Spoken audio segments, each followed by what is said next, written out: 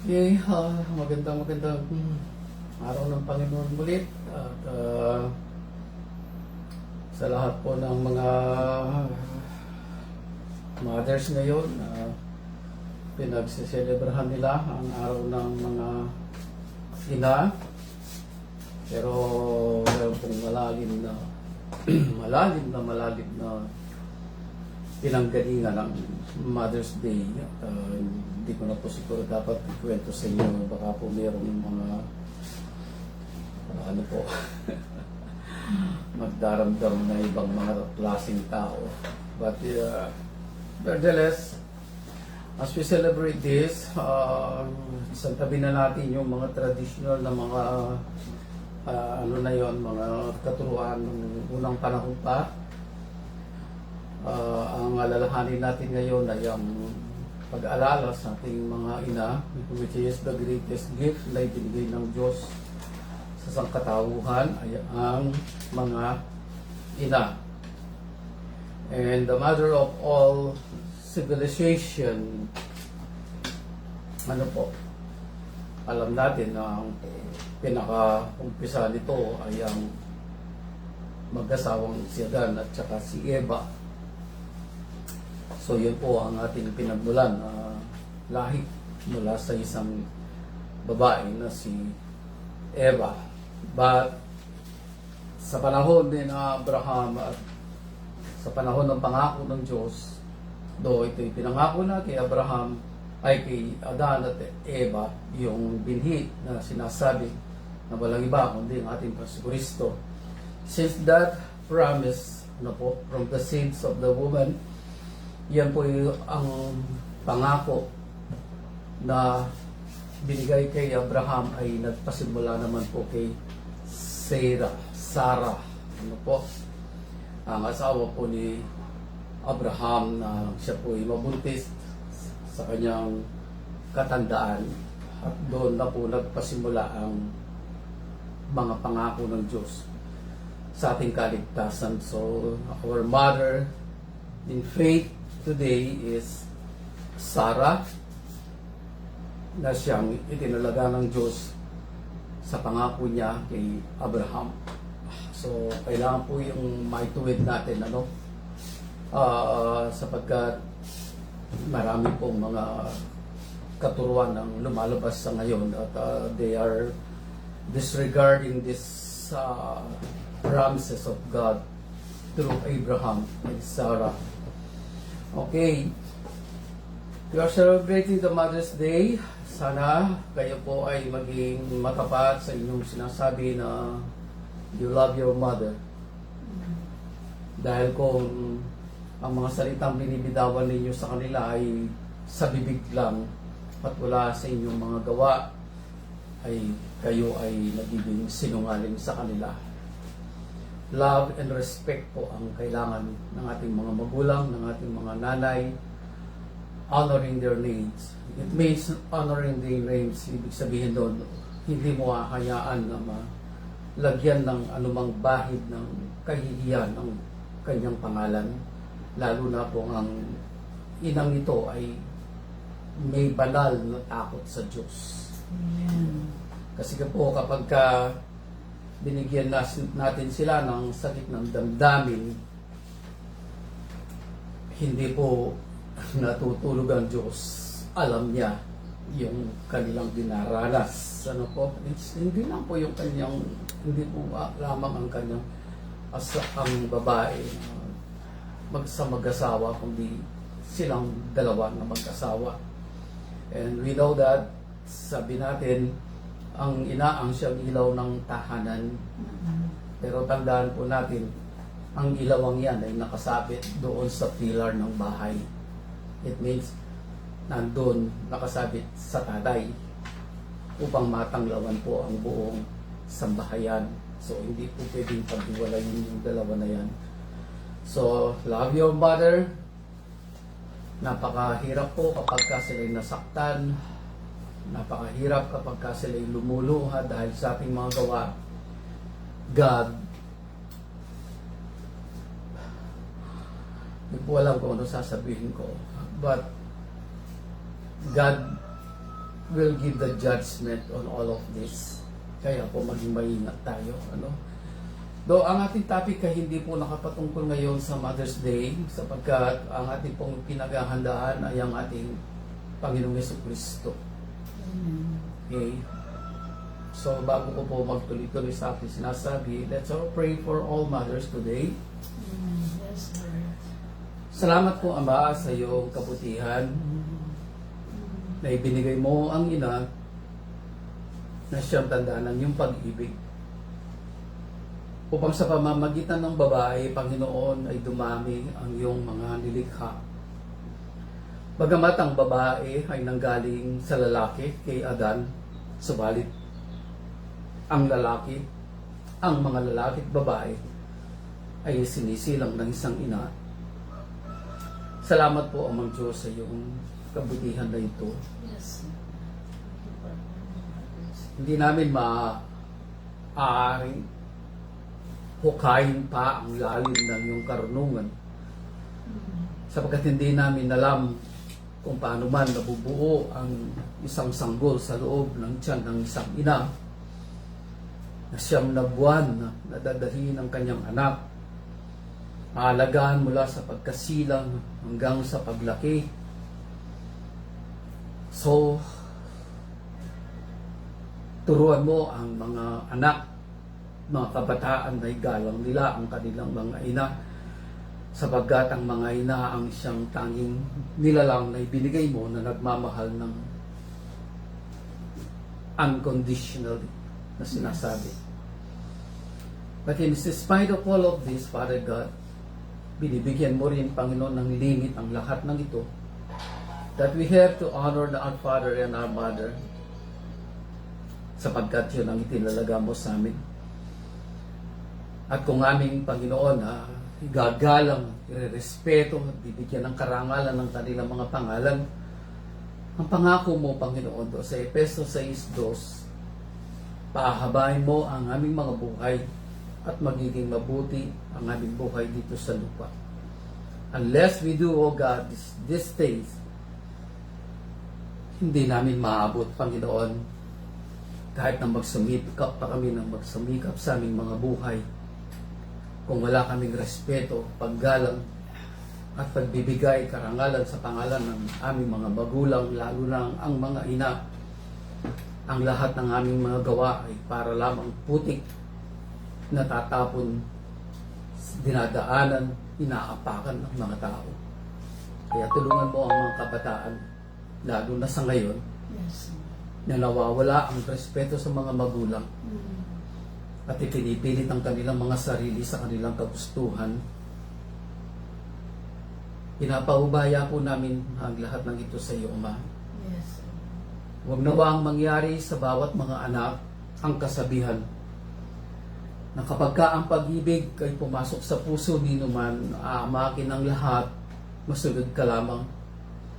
It is not a good Proverbs, Lord, ng mga Pilipino ito. Even, O God, sukdulan na ang kanilang mga magulang ay kanilang apakan at saktan, matupad lamang ang minanasan ng kanilang mga laman. Nakakalungkot, Panginoon. Hindi nila alam, pati ikaw ay kanilang nilalapastangan dahil sa paglapastangan nila sa kanilang mga magulang. So, itinataas po namin ang mga batang ito na ngayon, Panginoon, ay lumalaki. At meron pang mga ina, meron pang mga ama na kumakalinga sa kanila. Yes. Turuan mo silang magpasakop at bigyan ng karangalan ng kanilang mga magulang. Salamat po, Ama, sa lahat ng ito. Yes. We commit our nations today, Lord. Yes. Our motherland. There's so many people today, Lord, since the beginning of the history. Sa panahon po ng mga Kastila, ng mga Amerikano, mga Hapon, ilang buhay, Panginoon, ang nagbigay para sa kalayaan ng aming inang bayan.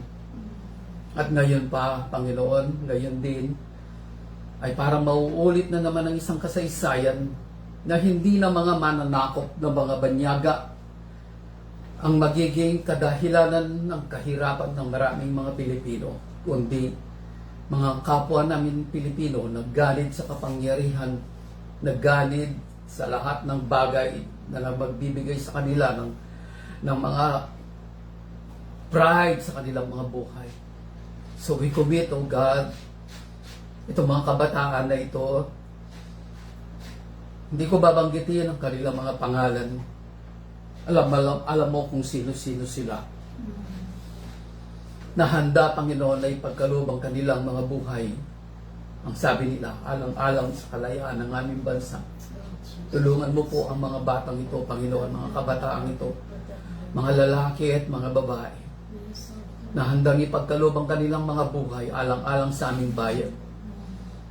Nakakainggit, Panginoon, ang kanilang mga paninindigan sapagkat kaya nilang ibigay ang kanilang buhay alang-alang sa inang bayan. Kaming mga Kristiyano, Panginoon, nakahanda ba kaming ibigay ang aming mga buhay alang-alang sa iyong pangalan, aming Amang Diyos. Ito nawa, Panginoon, ang maisa-isip ng maraming mga tao ngayon, hindi lang mga kabataan, kundi bawat Pilipino, na ang kalayaan na hindi basta makakamtan ng bawat sinuman, malibang mayroong magsakripisyo ng buhay. Yes. At yun ay ginawa ng aming Panginoong Jesucristo. Ginawa ng mga apostol at mga alagad. Ginawa ng mga bayani sa aming bansa sa mga nakaraang panahon. Hanggang ngayon, ito'y nangyayari. Tulungan mo ang mga batang ito, Panginoon, hindi lamang ang bayan ng kanilang ipagtanggol, kundi ang Ebanghelyo na dapat lumaganap sa aming bansa. Yes. Tulungan mo kami, Panginoon, na magkaroon kami ng lakas ng loob. Isang tabi na ang lahat ng pangarap namin sa aming mga sarili sapagkat napakaikling panahon na lamang, Panginoon, ang inihintay namin upang ikaw ay bumalik. At ipagkaloob ang lahat, Panginoon, ng karangalan, kalwalatian sa lahat ng mga naghihintay sa iyo, naglingkod sa iyo, namuhay sa iyong pangalan namin, Panginoon sa Kristo. Kaya tulungan mo kami, lalo na sa mga huling panahon na ito, nabitbat, Panginoon, ang mga kaligaligan, nagdududa ng mga bagay-bagay, Panginoon, na ginagawa ng sanlibutan at ng aming kalaban. Tulungan mo, Panginoon, ang iyong mga anak na maging matatag na tumayo sa katotohanan at huwag magpadala, Panginoon, sa katuruan ng tao upang sila'y malayo sa iyo. Salamat po, Ama, sa lahat ng iyong gagawin. Pagpalain mo pong lahat ng makikinig, nanonood ngayon. Yes. Kikinig, Panginoon. Yes. Sa mga makikinig pa sa mga araw na darating, ang iyong pag-ibig ang siyang patuloy na dumaloy Yes. sa kanilang mga buhay, sa kanilang mga pamilya, sa bawat sambahayan. Salamat po, Ama. Salamat po. Sa iyo po namin binibigay ang lahat ng karangalan, kapurihan, sa kapasalamatan at kapasalamatan sa tanging pangalan lamang po ng aming Pagkristo. Amen. Okay. So, nandito pa rin po tayo sa mga pag-aaral natin sa patungkol sa pagwawakas po ng panahon. Ano po? Hindi po talaga tama yung pong sinasabi ng pagwawakas ng mundo. Ano? Di ba, sinabi niya, mawawasak na daw po ang mundo, the end of the world. Hindi po totoo yun. Ano? Sapagkat ang ating Panginoon Kristo ay maghahari dito sa lupa sa loob ng 1,000 taon pagkadating niya. At ang pinakasentro ng kanyang kaharian ay ang Jerusalem. Jerusalem, ang ibig sabihin ay siyudad ng kapayapaan. Okay. Sa ikalawa, Pedro 3:4, yun po ang ating pinaka-main text. Na ganito po ang sinasabi. Pagkatapos ko pong basahin yung verse 4 na ating pinaka-main text dito, upang magkaroon lang po tayo ng isang paksa, ano po. Subalit babasahin po natin yan mula sa talatang 1, ano po, hanggang 7, mamaya. Sasabihin nila, si Kristo'y nangakong darating, hindi ba?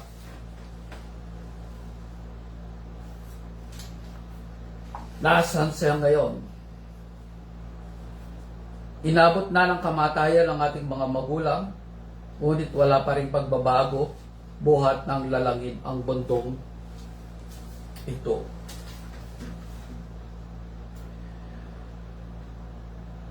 isang bagay na hanggang ngayon ay sinasabay pa rin po ito ng mga tao. Katulad nga po ng nabanggit ko sa iyo ng nakaraan, ang isang tao ay nangaral at nagsasabi na ipinost niya sa Facebook na sa kanyang sinasabi na ang pagdating ng ating Panginoon sa Kristo ay mangyayari sa ating henerasyon, yung kasalukuyan. Ano po? Na panahon. At marami po ang tumawa, marami ang nanguyam, marami ang nanglait, pagkat mayroong mga ilang-ilang paniniwala, subalit mas marami ang mga nanlalait sa kanya. Di po natin sila masisisi sapagkat kung hindi nila binabasa ang banal na kasulatan, ay talagang di po sila maniniwala. Kung binabasa man nila, para lamang silang nagbabasa ng isang kasaysayan, ng isang comics na sinasabi, ay hindi naman tumitibo sa kanilang mga puso. O kaya kanilang binabasa, hindi naman nila ito naunawaan. Pilit na lang idinidikta ang katuruan ng kanilang mga relihiyon, ang kanilang paninindigan, ang kanilang mga prinsipyo, mga Diyos man o hindi. Iyon ang tao sa kasalukuyan. Subalit tayo, na sumasampalataya ang siyang mapalad. Ano po? Noong ang ating Panginoon Kristo ay nangangaral, mayroong dumating na mga kamag-anak niya. Marahil yun ang aking sasabihin. Yung kanyang mga kapatid, ang kanyang ina. At sumisigaw po ang kanyang mga apostol, Rabbi, Rabbi, nandito ang iyong ina at kapatid. Ano po ang sinagot ng ating Panginoon Kristo? Sino ang aking ina? Sino ang aking mga kapatid? Sila na tumutupad sa aking mga salita ang siyang aking mga ina at mga kapatid. At meron ding sumigaw ng ganito, mapalad ang babaeng nagdala sa iyo sa sinapumpunan at nagpasuso sa iyo. Sumagot ang ating Panginoon Kristo, mas mapalad yung mga naniniwala sa akin kahit hindi ako nakikita o nakita. So, ang ibig sabihin doon, tayo na hindi nakakita sa ating Panginoon Kristo, hindi natin alam kung ano talaga ang itsura niya. Alam po ninyo yung mga pintor, kahit na sinauna pa, nung panahon pa ng mga Griego, nung unang panahon, bagamat hindi naman talaga mga Griego ang gumawa na ngayon, kundi mga religious, mga leaders na nag-utos sa maraming nakakaunawa ng pag-drawing. They create faces of Christ. Pero kung titignan po ninyo sa aklat ng art, makikita ninyo iba-iba po yung itsura nila. Yung aking kaibigan na yumauna, si Ray Banlawe, dahil po meron siyang bigote, at ang kanyang ilong ay parang, Middle Eastern, ginawa po niya yung kanyang sarili as Christ. Ginawa niya yung kanyang sarili. Tinogyan niya yung kanyang sarili at binigyan niya ng mga balbas. Dati na siya may bigote, nilagyan ng balbas, dinahaba yung buhok niya. At ang sinasabi, this is Christ. Pero ang ginawa niya, mukha niya ang kanyang ginamit. Even pwede kong gawin yun, na gawin kong parang mukha ni Kristo, pero gagamitin ko yung aking mukha. So, ang dami pong gumawa niya, iba-ibang kanila mga anak. Kaya nga po, nung nilinya lahat ng mga picture, alin ba talaga ang mukha ni Kristo dyan?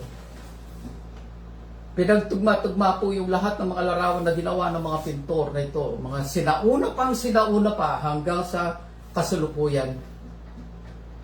Talaga pong walang tumutugma kahit isa sapagkat wala naman pong nakakita sa ating Panginoon Kristo maliban yung kanyang mga apostol noong una. Hanggang sa sila'y mga matay, wala naman pong nag-drawing yan, wala naman pong nag-paint yan. Pero gumagawa ang mga tao just to remember na merong ganito. Ang sabi ko nga, do I need a picture na daladala ko, isabit ko sa dingding ng aming bahay, yung larawan ng aking ina para maalala ko siya sa araw-araw? O yung larawan ba ng aking anak, na umalis na yung dalawang anak ko, na kailangan pa bang yan na ilagay mo yan sa dingding at para maalala mo sila? Ilagay mo sa dingding yung mga magulang mo, yung mga larawan nila para maalala mo? Oh. Ang pag-aalala sa kanila yung nasa puso natin. They only will become dead. Mamamatay lang talaga sila kapag nawala na sila sa puso natin at kaisipan. But as long as yung kanilang mga diwa, yung kanilang mga itsura ay nandun sa ating mga puso, hindi po sila mawawala. Kaya nga po nung kausap ng ating Panginoon Kristo, ang babaeng Samaritana, ano po ang sabi niya? Dito sumasamba ang aming mga magulang, dito sa binigay ni Jacob na balon na ito, na well. Sinasabi ninyo mga Hudyo, kailangan pumunta sa Jerusalem upang sumamba sa Diyos. But ano po sinabi ng Panginoon? Tapos na yun, kung talagang gagamitin natin yung kasalukuyan. Tapos na yun. Hindi na kailangan sa Jerusalem o kung saan mo dapat sasambahin ng Diyos. Dapat sambahin ng Diyos sa Espiritu at katotohanan. But that is the Spirit. That is the Spirit of the Holy Spirit. The Spirit of God, the Holy Spirit. Through our spirit, nakikipag-communicate po tayo. Not by any images. Sabagat yun ay malaking pinagbabawal ng ating Panginoong Diyos mismo sa lumatipan.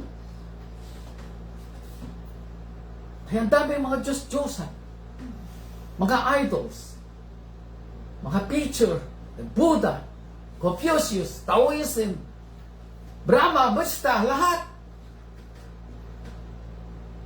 Akala natin yun lang. But whenever we cherish something, religious man yan o mga bagay-bagay sa ating mga sarili, that's become an idol sa ating mga buhay. Kaya po, sa ating pag-aaralan na ito, ang ating pong pinakatema ay ganito: waiting, preparing, and acting to the Word and the will of God.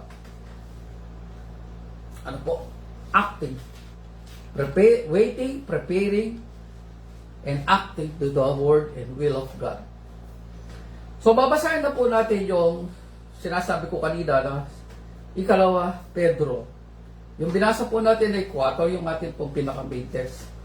At ano lang po tayo ng side, ano po, basta pumapasok lang po yun sa aking kaisipan na lumalabas po sa aking bibig. Hindi ko po yan sinasadya. At alam natin, there is someone who is in control. Amen.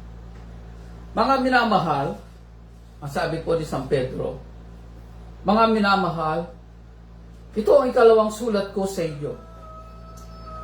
Sa dalawang sulat na ito ay sinikap kong ipaalala sa inyo ang ilang bagay upang gisingin sa inyo ang malinis na kaisipan.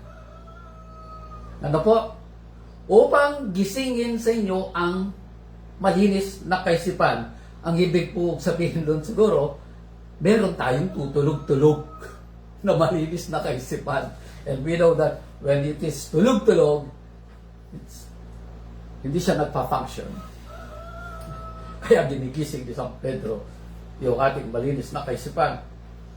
Sa verse 2, ang hangad ko'y manariwang lagi sa inyong gunita ang pangungusap ng mga banal na propeta noong una at ang utos na ibinigay ng Panginoon at tagapagligtas sa pamamagitan ng mga apostol na sinugo sa inyo. Ano po? So, makikita natin dito para ipaalala sa atin ang mga sinulat ng mga propeta at ng mga alagad Dapat ninyong malaman sa mga huling,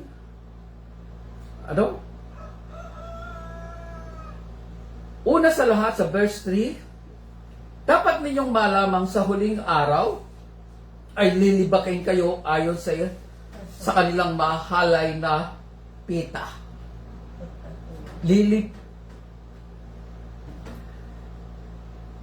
Pagtatawanan. They will mock you. They will ridicule you, sabi po. Parang yung sinasabi ko sa inyo na sinasabi niya na the Lord will come in our generation. Makatanggap siya ng maraming mga bash sa mga tao hindi naniniwala. That's surprising, di ba? Nagbilin na sinabi na ito ng mga apostol. Sabi, the verse 4, yung pong ating pinaka-main text, sasabihin nila, si Kristo yung nangakong darating, di ba? Nasaan siya ngayon? Inabot na ng kamatayan ng ating mga magulang, ngunit wala pa rin pababago. Buhat ng lalangin ng mundo ito.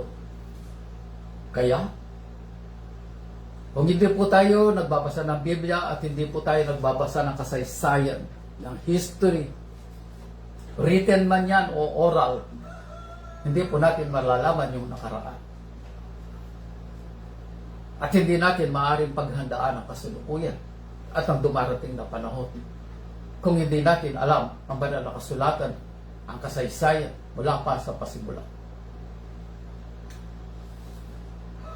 Sa verse 5, walang halaga sa kanila ang katotohanan ang langit at lupa'y nilikha ng Diyos sa bisa ng kanyang salita. Sa bisa ng kanyang salita. Sino po yung salita? The Logos. In the beginning was the Logos. Ang ating Panginoon Kristo. Nilikha ang lupa buhat sa tubig at sa gitna ng tubig. Sa pamagitan din ng tubig ng malaking baha, ginunaw ang unang daigdig. See?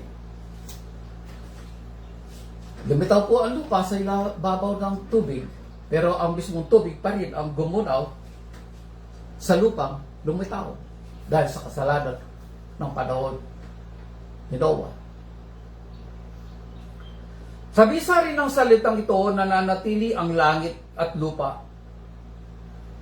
Sa pamamagitan din ng salitang ito, nananatili ang langit at lupa upang tupukin sa apoy pagdating ng araw ng paghuhukom at pagpaparusa sa masasama. Do you think? Ako, kinikilabutan po ako dito eh. Sabi nila, asan si Kristo na nangakong darating? Nasaan siya ngayon? Andun siya sa tabi ng Ama sa kanyang luklukan doon sa seventh heavens na sinasabi.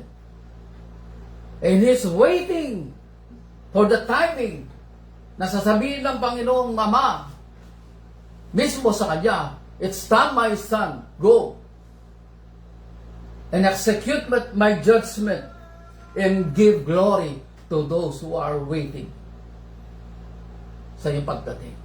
Maaaring ganun lang sinasabi ng Ama. So sa bisarang salitang ito, ang ating Panginoon Kristo na nananatili pa rin ang langit at ang lupa hanggang ngayon, because He was in control today. Pero yung pagbabalik niya, ang Ama lang ang nakakailam. Paano natin masasabi na Jesus Christ is the one who is in control today? Sapagkat, ano pong sabi ng Panginoon? Doon sa Matthew 28, ibinigay na sa akin ang kapangyarihan sa langit at sa lupa. Ibinigay na sa akin. Sinong nagbigay? Ang Ama. Ang lahat ng kapangyarihan sa langit at sa lupa. So, Jesus is the one now in control. Dahil yun ang ibinigay ng Ama sa Kanya. But remember this. There is a vengeance na dumarating mula sa Diyos. At ang paghihiganti ng Diyos na ito sa kasamaan ng sanlibutan ay ang ating Panginoon Kristo. Not a vengeance na nasukdulan ng galit. Yes, sukdulan ng galit sa kasalanan. But an everlasting love sa lahat ng naghihintay sa Kanya at nabubuhay sa Kanya. Sabi sa ng salitang ito, nananatili ang langit at lupa upang tupukin sa apoy pagdating ng araw ng paghukom at pagpaparusa sa masasama. See that? Hawak ng Panginoong Jesucristo ang sanlibutan. Ito po ay ginawa ng iba-ibang mga skulptor na may hawak na mundo at earth. Tulad po ng ginawa ng Leonardo da Vinci na Salvador Mundi. Ito ay isang painting na nagkakahalaga na nabenta ng $500 million. Hawak niya ang earth. Hawak ng Panginoon ang mundo. At siya'y naghihintay na siya babalik sa mundo ito to execute judgment to those who are living in sin, but give glory to those na naghihintay sa Kanya at namumuhay sa Kanya. So our topic today, na sinasabi kanina pa sa inyo, our topic is waiting, preparing, and acting to the Word of God. Mahalaga po sa panahon ngayon na ganyan pa inihanda na natin ang ating sarili sa mga sequence of events na mangyayari. Sa mga sunod-sunod yung mga yan. Nasabi ko na po sa inyo nung nakaraang linggo. We are waiting maybe a decade. Maybe a decade. Pero hindi na po talaga magtatagal. So habang tayo po ay naghihintay, isang bagay po ang pinagtagubilin din po ni San Pedro. The same chapter po ng 3. Chapter 3, 2 Peter chapter 3 verse 12 to 13. Ang sabi niya, samantalang hinihintay ninyo ang araw ng Diyos, ano po? Magsikap kayong mabuti upang madali ang pagdating ng araw na yon. Araw ng pagkatupok ng kalangitan at pagkatunaw sa matinding init ng mga bagay na naroroon. Even the heavenlies po, it will suffer burning. Sa ngayon po, nagtataka po yung pong black hole na sinasabi ay mabilis na umiikot. At the black hole is a mystery. Marami pong haka-haka ang mga scientifico dito. But in all of this, alam natin, ang mga nasusulat ay kailangan mangyari. Ngunit habang tayo naghihintay, sabi, samantalang hinihintay ninyo ang araw ng Diyos, magsikap kayong mabuti upang mapadali ang araw na yon. Magsikap kayong mabuti. For what? Magsikap ka magpakayaman, magsikap ka sa pagiging dalubhasa, sa pagiging professional, magsikap ka sa iyong kabuhayan. No. Magsikap po tayong ipangaral ang salita ng Diyos sa lahat ng mga tao. Amen. Sapagkat yun po ang isa sa mga senyales na lalong malapit na po ang pagdating ng ating Pasko Kristo. Meron po kami senior pastor na nagtanong sa isang kasama naming pastor, kailan lang, hindi ko na po babangkitin dahil ayaw ko po magkaroon ng kontrobersya tayo. Tinanong ng pastor na ito, sa palagay mo, sabi niya sa isang young pastor din, nakakilala namin. Sa palagay ba ninyo, sabi niya, malapit nang dumating ang Panginoong Jesucristo, sabi po nitong matandang pastor.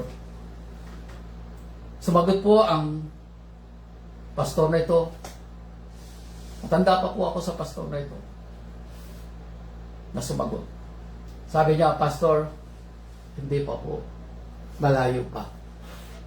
Kasi po hindi pa po na ipapangaral ang Ebanghelyo sa lahat ng mga bansa. Amen. Tama. Yun po nakasulat sa Matthew 24:14. Basahin po ninyo yan. At ipangangaral ang mabuti at ipangangaral ang mabuting balita sa lahat ng mga bansa bilang patutuo, at saka darating ang wakas. Ngayon, paano mapapadali yun? Ang sabi, magsikap kayong mabuti upang mapadali ang pagdating ng araw na yon. Nasa atin ngayon yan kung paano tayo mag-response doon sa utos ng Panginoon. Humayo kayo, ipangaral ninyo ang mabuting balita sa lahat ng mga bansa. Turuan silang sumunod sa lahat ng aking ipinag-uutos sa inyo. Gawin ninyong mga disipulo ang lahat ng mga tao. At bautismo ninyo sila sa ngalan ng Ama at ng Anak at ng Banal Espiritu. Lo, sabi ng Panginoon sa Kristo, kasama ninyo ko hanggang sa katapusan ng panahon. Even up to day. Kasama po natin siya. Kahit ngayong oras na ito, kasama natin siya. Amen. Nakikipag-usap siya sa atin. Parang narinig natin yung kanya sinasabi, hear ye, hear ye, hear ye. Makinig kayo, makinig kayo.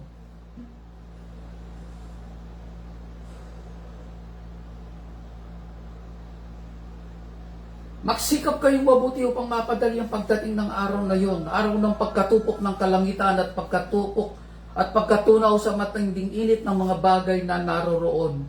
Verse 13, ngunit ayon sa pangako ng Diyos, naghihintay tayo ng mga bagong langit at bagong lupa na pinagaharian ng katarungan. Alam po ninyo ngayon ang ating mundo ay walang katarungan. Kung meron man po mga patundok-tundok lang siguro.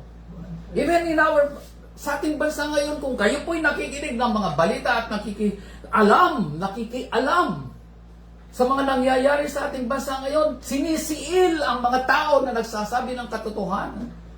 Ibinibilanggo ang mga nagbubulgar ng mga katiwalian.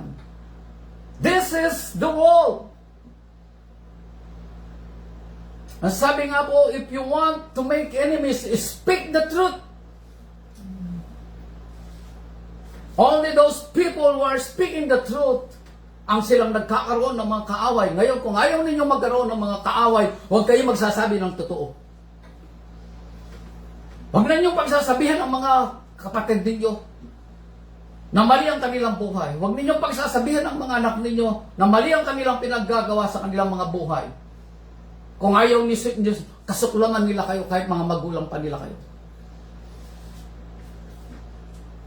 Ayaw ng mga tao ito ang katotohanan because they don't want to be disturbed in their comfort zones.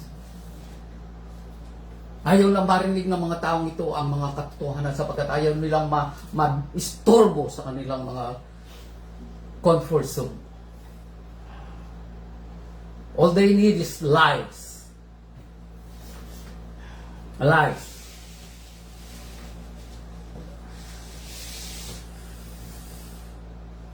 Yung po sa 18:4, tingnan po ninyo.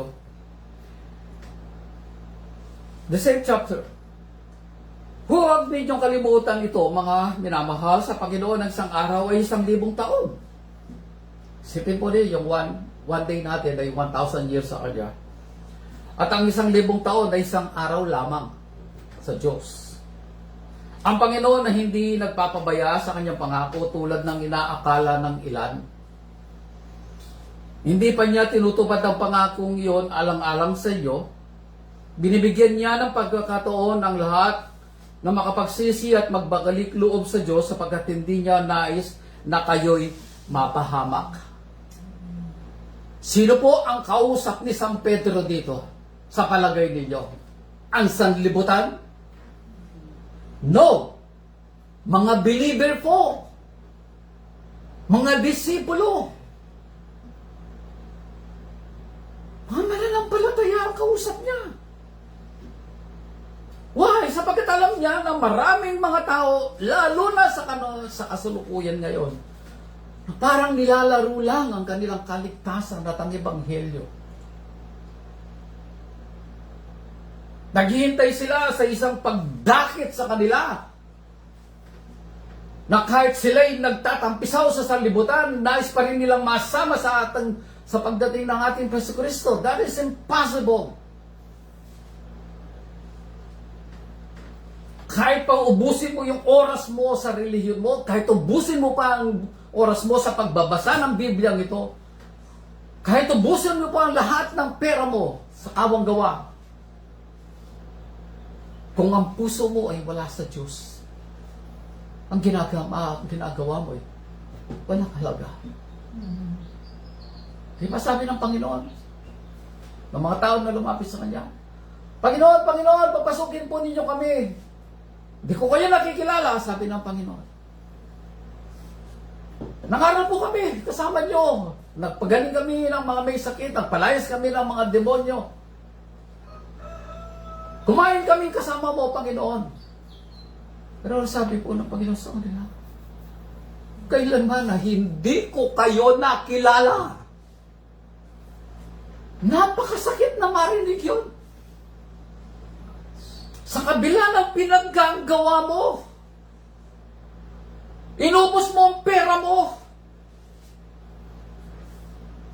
oras mo, panahon mo, yung pala hindi ka pa rin makakapasok dahil ang buhay mo hindi nakalapat sa buhay ng ating Panginoon si Kristo. Mag-isip-isip po tayo mabuti. Sa verse 10, ngunit ang araw ng Panginoon ay darating na tulad ng isang magnanakaw. Sa araw na yon, ang kalangitan ay bilang mapaparam na may nakapangingilabot na ugong. Matutupok ang araw, buwan at mga bituin, at ang lahat sa lupa ay malalantad. Yamang ganito ang magiging wakas ng lahat ng bagay. Italaga ninyo sa Kanya ang inyong sarili at mamuhay ng ayon sa Kanyang kalooban. Samantala, verse 12, samantalang hinihintay ninyo ang araw ng Diyos, magsikap kayong mabuti upang madali ang pagdating ng araw na yon. Araw ng pagkatupok ng kalangitan at pagkatunaw sa matinding init ng mga bagay na naroon. O ninyo, doon sa unang binasaan natin kanina, ang Panginoon ay hindi nagpapabaya sa kanyang pangako tulad ng inaakala ng ilan. Di niya pa niya tinutupad ang pangakong yun alang-alang sa inyo. Binibigyan niya kayo ng pagkakataon ng ang lahat na makapagsisi at magbalik loob sa Diyos. Ang kausap po dito ni San Pedro ay mga Kristiyano, mananampalataya, hindi po taga sa libutan. Tandaan po natin. Ang sulat ni San Pedro ay para sa mga Kristiyano. Hindi po para sa mga tao sa sanlibutan.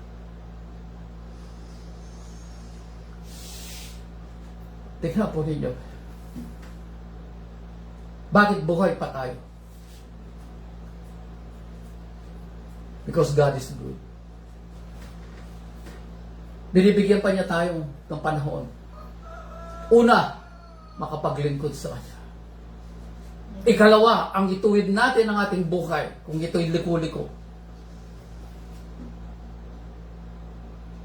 Ikatlo, binibigyan niya tayo ng pagkakataon na magkaroon tayo ng tunay na pananampalataya sa Kanya. Sa Kanya lang. Pero ang mga tao pilit nilang nililiko. Ang kaisipan ng maraming mga tao pang mapunta sa kapahamakan. Sinasabi ng ating Panginoon Kristo, I am the way, the truth, and the life, and no one can come to the Father except through me. Wala naman po sinabi ang Panginoon na, I am the way, the truth, and the life, and no one can come to the Father except through them, through her. Hello?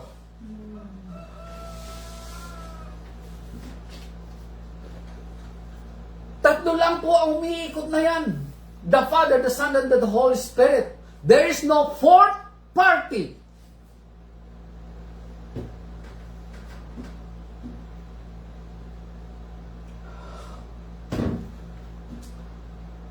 Ewan ko kung nadadala ako sa emosyon ko ito, but naluluha ako sa mga tao na sa tinagal-tagal ng kanilang pagiging Kristiyano, nagagawa pa silang dayain ni Satanas. Mga professional na sinasabi, nagsipag-aral sa mga matataas na mga universidad, and yet they are being deceived.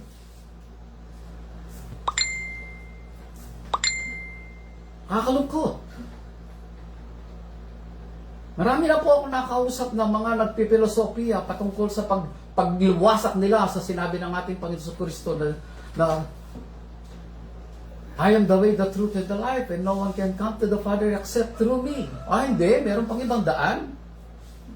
Meron pang ibang paraan.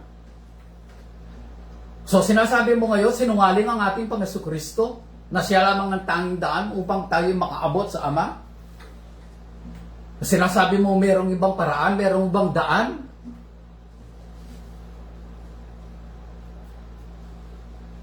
Then you are one of the deceived. At dahil ikaw ay nalilinlang na, marami ka rin malilinlang at dadalhin sa impyerno. Because dahil sa ating pagsalangsang sa katotohanan na ito, marami ang mapapahamak na tao. Waiting, habang tayo naghihintay, magsikap tayo na ipangaral ang Ebanghelyo, mabuhay ng banal, matuwid sa kanyang harapan. Ikalawa, preparing. Hindi lang po tayo basta naghihintay, dapat tayo naghahanda. Ito po yung nakasulat sa Mateo 24. Tignan po natin.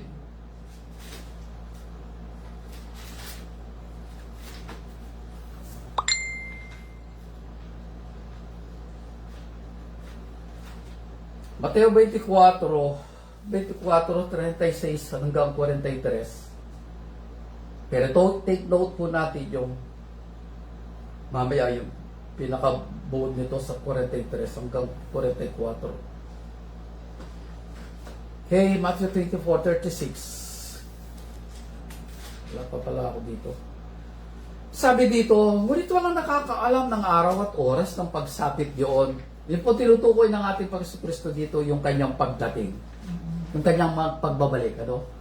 Wala po talagang nakakaalam ng araw at oras na yon. But all signs are already here. All signs. Alam po ninyo, ako sasabihin ko sa inyo totoo. Yung nadarama ko talaga na nakikita ko. Na pinagpipilitan sa Israel ngayon, lalo na sa Jerusalem, na itayo na yung third temple.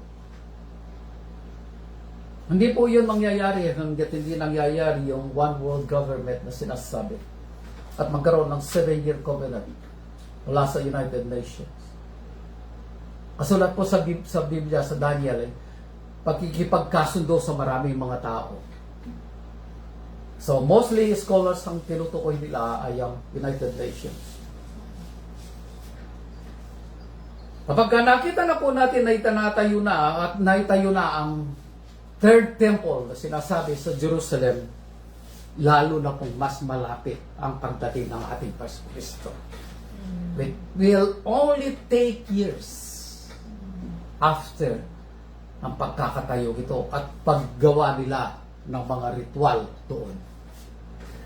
Ngunit walang nakakaalaman ng araw at oras ng pagsapit nyo at kahit ang mga anghel.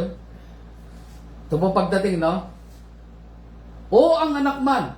Tingnan po ninyo. Ang ama lamang ang nakakaalam nito. Ang pagdating ng anak ng tao ay matutulad sa pagdating ng baha noong panahon ni Noah. Ano po yung panahon ni Noah na ginagawa ng mga tao? Noon, ang sabi ng Panginoon Kristo, ang mga tao ay nagsisikain, nagsisiinom. Ha? Alak po yan, hindi po tubig. Nag-aasawa. Hanggang sa araw na pumasok sa daong si Noe, dumating ang baha ng di nila na namamalayan at tinangay silang lahat. Gayon din ang mangyayari sa pagdating ng anak ng tao. Sa panahong yon, may dalawang lalaking gumagawa sa bukid, kukunin ng isa at iiwan ang isa. May dalawang babae magkasamang gumigiling, kukunin ang isa at iiwan ang isa.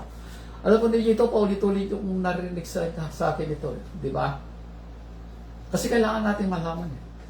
Bakit ito mga tao ito nag-aararo pa sa bukid? Asan ba sila? Di ba? Asan sila? Nandun po sa mga remote areas. Wala sila sa mga syudad. Kaya sila nag-aararo upang merong makain sa panahon ng pagtatago ng Diyos sa kanila. God will keep us during those days. Merong dalawang gumigiling, mga babaeng magkasamang gumigiling. Kukunin ng isa at iiwan isa. Yung po gumagawa po sila ng harina through yung batong pong panggiling. Na sinauna, babalik po sa basic ang mga tao sa panahon na yun. Ako nag-iisip na po ako kung saan po tayo mapupunta o pupunta But most people, ang sinasabi nila, during those worst time, ang pinakamagandang mga lugar na pupuntahan ay yung eastern part of the Philippines. Lahat. Eastern part of the Philippines. Bahala po kayo kung saan yung eastern part of the Philippines. From Cagayan doon sa dulo, Quirino, Quezon, Aurora, Polillo Island. Yun po sinasabi nila. Ano? So, sila gumigiling. It means, they are on the basic. Wala sila sa syudad. Kasi kung nasa sa syudad sila, bakit pa sila kailangan bumili para sa tinapay? Ba't di na lang bumili sa bakery? Itong mga common sense lang po ito. Kailangan ginagamit po natin yung kaisipan natin. Ano po? So, kahit na yung dalawa nag-aararo, the other one is not, siguro hindi yung masasabi not serious, kundi di pa siya nakakaabot doon sa panuntunan ng ating Panginoon sa Kristo. That's why, yung isa lang na talagang tumutupad ang kukunin niya. Yung dalawang babae, maaaring isa, Kristiyano din siya, kaya lang di pa siya umabot doon sa panuntunan ng Panginoon. Kaya naiwan siya, ang kinuha lang yung isa. Kompleto po ako sa Isaiah. It's a warning at ito'y paalala sa atin. So nasa atin ngayon, paano tayo masasama sa araw ng pagdating ng ating Panginoon Kristo. At nasa Kanya rin naman. Ano po? Kaya sabi dito sa 42, kaya magbantay kayo. Paririto ang inyong kaya pagbantay kayo sapagkat hindi nyo alam kung anong araw paririto ang inyong Panginoon. Tandaan ninyo, kung alam lamang ng puno ng sambahayan kung anong oras ng gabi darating ang magnanakaw, siya'y magbabantay at hindi niya papabayaang pasukin ang kanyang bahay. Kaya maging handa kayong lagi sapagkat darating ang anak ng tao sa oras na di ninyo inaasahan. It is well prepared na sinasabi. Alam mo, mayroong darating na magnanakaw, siyempre magbabantay ka at hindi mo ahayaan na pasugin ang tahanan mo. This is a call for all fathers and parents. You have to protect your children. Ano man ang mangyari, you have to protect your children from the world. You have to protect your children from the world. Hindi yung bigay kayo ng bigay, akala nyo pagmamahal yun. No! Yung pagkonsinti sa kanila, pagbibigay ng lahat ng pangangailangan nila, kahit hindi sila nagtatrabaho, kahit hindi sila nagpapawis ng kanilang mga sarili, bigay kayo ng bigay, you are not loving them, you are destroying them. You are destroying them. Pagkatandaan po ninyo yan. Akala ng iba, yung pagkonsente sa lahat ng mga bagay ay pagmamahal daw. turuan nyo sila na maging kontento sa buhay. Magsikap sa mga bagay-bagay na kailangan nila, lalo na sa kanilang spiritual na buhay. This is a hello to all parents. Preparing, hindi ko lang po babasahin, kayo na po bumasa dito. Ang talinghaga tungkol sa 10 dalaga. Di ba? Yung 5 sa kanila ay matalino, yung 5 sa kanila ay mga mangmang. They are full. Mangmang. Nihintay nila ang Panginoon sa Kristo. Dahil alam nila, darating na ang lalaki na siya pinaka-groom. Naghihintay sila pero na-delay ang pagdating niya. Nakatulog. Silang lahat nakatulog. Wow! Sana po hindi lahat ng mga Kristiyano makatulog. Amen. Dahil dito sinasabi, pati mga Kristiyano, mga wise virgin na yun ay nakatulog din. Pero bigla silang bumalikwas nang tumunog na yung sentry na sinasabi niya, the groom is coming, the groom is coming. So balikwas silang lahat. So sasalubong sila sa lalaki na magiging asawa ng iglesia. 5 matatalino ay merong mga langis sa kanilang mga ilawan. At meron pa silang mga dalang reserba. Kasi sasalubong pa sila, baka maubudan sila. Sabi niya, bigyan nyo kami, sabi ng mga mangmang. Bigyan nyo kami ng mga extra ninyong langis. Ay sabi niya, hindi, pumunta kayo sa mga tindahan doon, maghanap kayo, bumili kayo. Doon pa lamang tumalima yung mga mangmang. Pero pag dating nila, sarado na yung pinto ng buluwagan. Nagpupabilit sila pumasok. Ngunit, huli na. Hindi sila pinapasok. Why? Dahil sa kanilang kamangmangan. Alam nilang merong darating, ngunit hindi sila nagsipaghanda. Sana po huwag natin itong ginagawa. Magsipaghanda po tayo sa panganahon na dumarating at sa pagdating ng ating Panginoon Kristo. Tunay na halimbawang yan ay nandun nga po sa 10 dalaga na yan. The 5 are full and the 5 are wise. Ikatlo, acting. Pagsasagawa ayon sa salita ng Diyos at sa kalooban niya. Acting to the word and the will of God.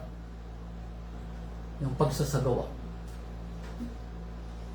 Balikan po natin ang binasa natin ng mga nakaraan sa Santiago. Tanging ito lang po ang talagang nagsasabi doon sa bagay na yan. James chapter 1 verse 19 to 27. Santiago 1:19 hanggang 27. Okay, lumampas ako. Okay. Verse 19, sabi ni Santiago, tandaan ninyo ito, mga kapatid kong minamahal. Matuto kayong makinig, dahan-dahan sa pagsasalita, at huwag agad magagalit. Sapagkat ang galit ay hindi makatutulong sa tao upang maging matuwid sa paningin ng Diyos. Kasi po kapag yung galit ang pinahiran natin, maraming matitisod. Maraming matitisod. Sa verse 21, babalikan ko, sapagkat ang galit ay di nakatutulong sa tao upang maging matuwid sa paningin ng Diyos. 21, Kaya talikdan ninyo ang inyong mga maruruming gawa. Ano po? Kaya talikdan ninyo ang inyong maruruming gawa at alisin ang masasamang asal. At buong pagpapakumbabang tanggapin ang salita ng Diyos na natanim sa inyong puso. Ito ang makapagliligtas sa inyo. Reading and acting to the Word of God. Kung binabasa lang natin yan, hindi tayo maliligtas. Naniniwala po ba kayo? Kung binabasa lang natin yan, hindi tayo maliligtas. Halimbawa, tumatawid kayo ng pedestrian lane. At nakasulat na nga doon sa malapit sa the pedestrian lane na mayroong mga guhit, doon ang tawiran. No jaywalking. Nakasulat na nga doon sa ibang lugar. No jaywalking. Dahil dami mga sasakyan. Bawal tumawid. Kailangan doon sa may pedestrian. Eh, ang tigas ng ulo mo. Anong no jaywalking, no jaywalking? Sige, lakad ka. Bigla kang nabangga, patay. Why? Binasa mo lang yung no jaywalking. Pero hindi ka sumunod. Hindi ka pumunta doon sa pedestrian lane para sana ligtas yung pagtawid mo. The same is simple as that. Hindi kung binabasa lang natin ang Biblia at hindi natin itinutupad, nagsasayang po tayo ng panahon. Mamuhay kayo ayon sa salita ng Diyos. Kung ito'y pinakikinggan lamang ninyo, ngunit hindi isinasagawa, dinadaya ninyo ang inyong sarili. Hello? Dinadaya ninyo ang inyong sarili.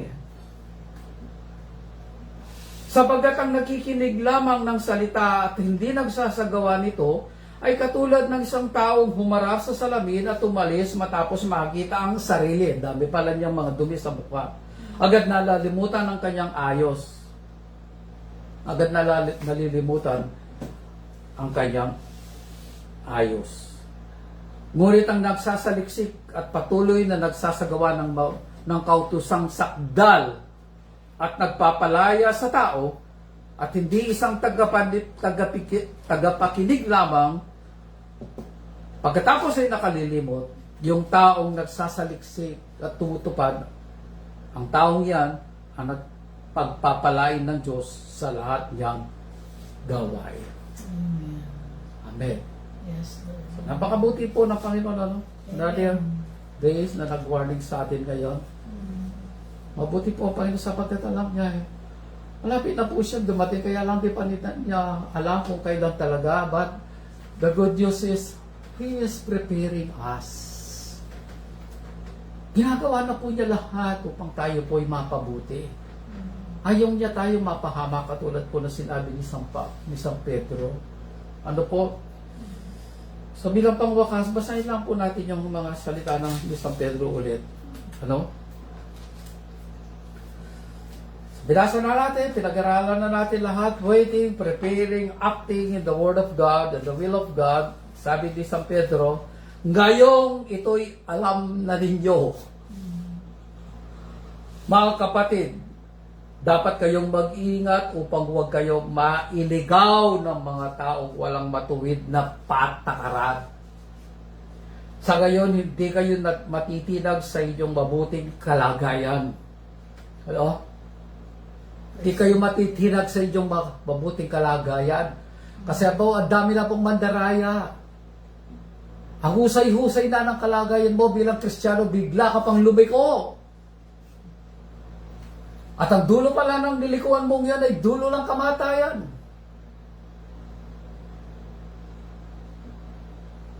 Sa gayon, hindi kayo matitinag sa inyong mabuting kalagayan.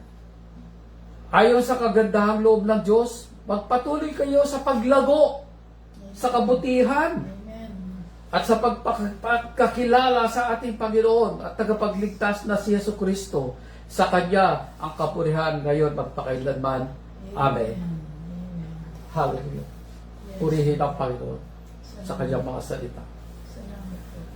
Salamat po, Ama, sa iyong kabutihan. Salamat Yes. po sa iba ng Espiritu. Ginaw, He is here. Yes, Lord. Kasama namin kayo. Mm. The Father and the Son and the Holy Spirit sa mga oras na ito. Yes, Lord. Dahil hindi pwedeng ipangaral lang yung mga salita unless it was authorized by you Yes. and stamped by you. Kaya po kinikilala namin ang iyong banal na presensya sa mga oras na ito.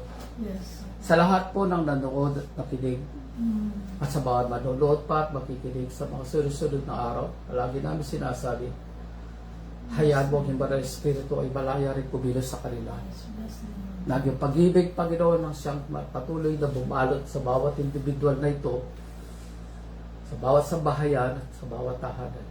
Salamat po sa lahat ng iyong kapahayagan sa mga araw na ito. Mm. Alam namin patuloy ka, Panginoon, maghahayag pa ng iyong sarili Yes. hanggang sa maganap ang iyong kalooban sa aming mga buhay. Mm. Salamat po, Ama, sa mga oras na ito. Yes, Lord. Pagpalain mo, Panginoon, ng lahat ng nakinig at makikinig pa, nanood at manonood pa.